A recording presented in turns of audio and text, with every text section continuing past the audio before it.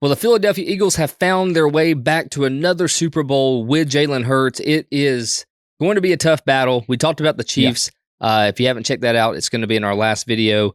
If I'm the Eagles, I don't want to get too confident because while on paper it looks really good, when you look at who the quarterback is for that other team, it's got to be scary. I don't care who you are. It's like facing a giant of all giants. And then you look to the sideline and you see that coach. You see that big mustache, those glasses beaming right at you. It's haunting. And all you can see is glasses because the play card's right here. Yes. And you get worried. I want to dig into what it would mean for Jalen Hurts to win this Super Bowl, to put this title under his belt. What would it mean for him? So I think this is actually an interesting conversation we can get into. Me and you are in a unique spot being Alabama fans where we watched his entire college career. And when he transferred to Oklahoma, we supported him, wished him well, because it was the right thing for him to be benched for Tua. He just wasn't throwing the ball. You couldn't rely on him to push the ball downfield. He will, with Lincoln Riley, got better at it. Even now, him throwing the ball in the NFL is a question. People still doubt it, even me to some extent.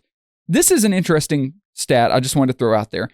8th quarterback, Jalen Hurts. He's the 8th quarterback to start 2 or more Super Bowls in his first 5 seasons. Wow. The other quarterbacks on the list, Elway, Brady, Aikman, Kurt Warner, Roethlisberger, Russell Wilson, Patrick Mahomes. Pretty good list to be on, if you ask me. Yeah. And so many people say, and even me, I'm guilty of this. This is where I'm kind of conflicted. It's like, oh, it's the team, it's the team, it's the team. It's, you know, the way they build it. It's Howie Roseman. You know, do we give Sirianni credit?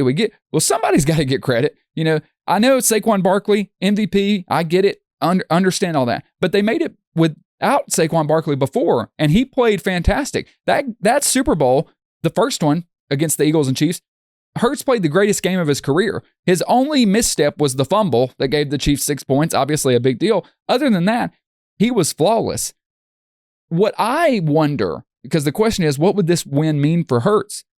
My honest answer is, I don't know. But I feel like a win, we have to start looking at him in a different way. I mean, we probably have to start looking at him in a different way already. I know he doesn't jump off the film like, you know, Josh Allen and Joe Burrow and some of these other guys do.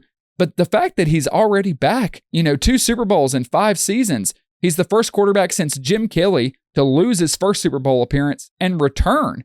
Who was Jim Kelly, never won the Super Bowl, but Bill's legend, who made it to 4 straight. It's pretty impressive. I just don't know how much credit to give him, but it feels like, you know, some is deserved. So that's my only caveat. And this, I hope this doesn't happen, but the first Super Bowl that he made it to, he fought hard. And there's something in Jalen Hurts, and I like to call it the dog in him. Yes. You can't take that away. He has it. We've seen it.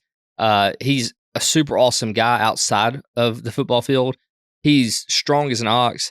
His work ethic is bar none. He's just a good dude all around. Really kind of a perfect quarterback as far as like team-wise goes, game manager, things like that. But he has these blunders that are big.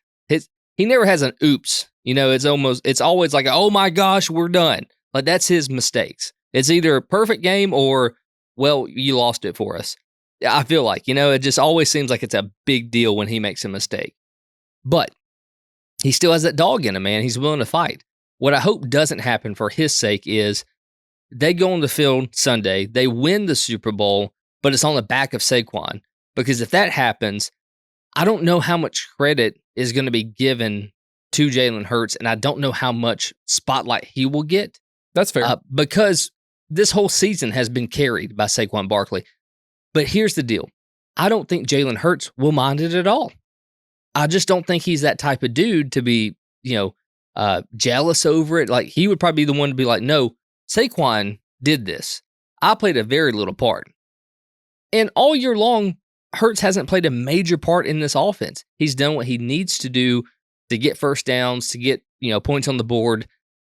But we all know that Saquon is the driving force of this offense. I agree with you, and I think that's why the way the game plays out is going to kind of answer this question. I don't want to get too much into looking ahead because we're about to talk about the game and the matchups, but no one has really forced the Eagles to No one's really limited Saquon Barkley and said, Jalen Hurts, go beat us this year. No one's done that. I think the Chiefs are going to do that. I'm not saying they're going to shut Saquon Barkley down, but I don't see a 150 rush game against Spags in this defense. It's just I just don't think that's going to happen. So that's going to be interesting to see. Can Hurts put the team on his shoulder and lead them to a win? In the last Super Bowl, he didn't lead them to a win, but he put the team on his shoulder. He was fantastic. Last week or 2 weeks ago, whatever, in the NFC Championship game, that fourth down where they went for it, and if they don't convert, Washington's back in this ball game. He throws a beautiful, deep, what we would normally call a 50-50 ball to A.J. Brown, but he put it right where he needed to be. So they do get to run a lot of interesting concepts because of his legs and his ability to run. So you're always defending so much. I think for him to really silence the critics, I mean, we can't critique him too much because the fact that he's made it here says something about his leadership, his willing to, as you said, do what needs to be done for the team. He doesn't care about me. He cares about the team. He's like, I will serve my role. I will do what I need to do. If he has to put the team on his shoulders, can he do it? Can he go out duel Patrick Mahomes? It's going to be interesting to see because I'm with you. He's got that dog in him. I think that means something. So we'll see. We'll see how he steps up on the biggest stage because he's done it before. He has. I hope we get to see it again. I hope this is a really good Super Bowl, not lopsided by any means. I have a feeling it's going to be a really close game. It's the Chiefs. They play close games. Real quick, and I really want to talk about where the credit ultimately for this Eagles team comes from. Yes. And that's going to be GM Howie Roseman. Zero football experience. None coming in as the GM for the Eagles. I think people forget about that. I actually read this article probably like a week ago, but it was like how an outsider came into the NFL and radically changed this Eagles program. And he has. I mean, it is the Howie Roseman experiment, and it is playing out on the field, and it works pretty flawlessly. And to come from nothing, I think he had, I was trying to look it up, I think he has a bachelor's degree in like law or something like that, but it's so left field. And he comes in and says, guys, I don't have much to offer on the knowledge side of football, but what I can offer you is my obsession, because he tends to get obsessed over every little thing, and he doesn't sleep until it's perfect. He is relentless. He's one of the best negotiators in the league. Every other GM tells you when Howie's calling you, when you see Howie calling, you're like, oh God, because you got a feeling he's going to fleece you. An interesting thing I heard this past week, I don't remember who I heard it from, or I would give them credit like they need it for me. But when Philadelphia went through the Chip Kelly experiment, which was, bad, Jeff Lurie, the owner, he revoked GM duties from Howie Roseman basically and said, Chip Kelly's going to do this. And he sent Howie Roseman to Europe to watch how the GMs of these soccer teams do business. And he went and basically got a crash course in general management through, soccer teams in Europe. Hey, those guys over there, whole different world, man. Like the soccer, obviously soccer is the most profitable sport in the world. The way that those transactions are handled over there, when you talk about the majority of all soccer teams are outside of the U.S., right? So you got England teams, you got Ireland, you got these teams in Brazil and places like that. Like, they're not all cordial like you see in the NFL, where everybody shakes hands, eats dinner around a big table, and puts their napkin on their left hip. That's not how it is over there. It's a lot more rough and tough in those talks and those negotiations. So I think Howie probably got a leg up on most people when he was able to see how they do things. Yeah, that's what I'm saying. That's what it seems like. They're relentless. I think would be a good word for it. Absolutely relentless. And he brought that back to the Eagles. And since then, he is unquestionably the best GM in the NFL. It's not even close. Yeah. It's not even close. He is, the way he's able to put teams together and make it back to the Super Bowl. They made it with Nick Foles and Doug Peterson. And then they made Veach is number 2, by the way. I agree. Veach is number 2, but Roseman's number 1. Veach deserves a lot of credit for that draft class after Tyreek Hill, where he retooled and built a defense. We're not here without him. This is one NFL team whose success is traced directly to the general manager. Obviously, Sirianni deserves credit. Obviously, Hurts, the coordinators, Fangio, more. You wouldn't be here without those guys. But Roseman's ability to acquire talent and make trades. A great example, one, going and getting Saquon Barkley, paying $12 million a year or whatever. Anybody could have got him. Howie Roseman went and did it.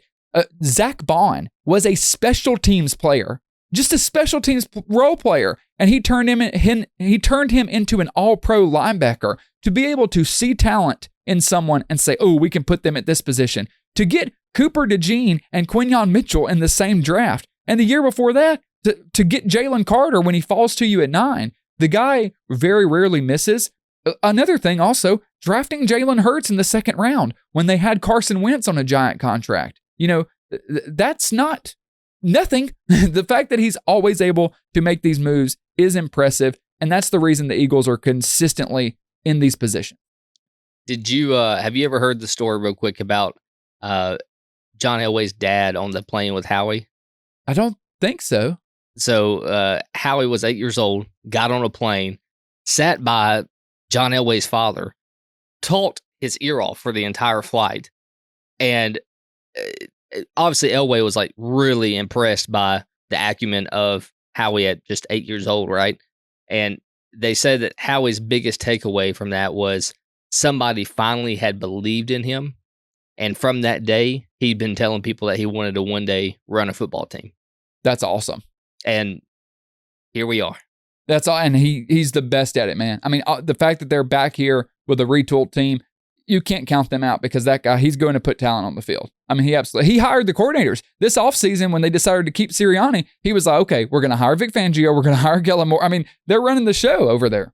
There's so much greatness coming into the Super Bowl on both sides of the field.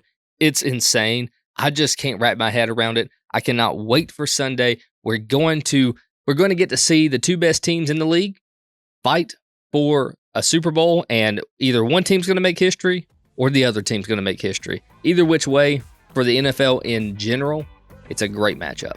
It is a great matchup, and we're going to talk about that right now.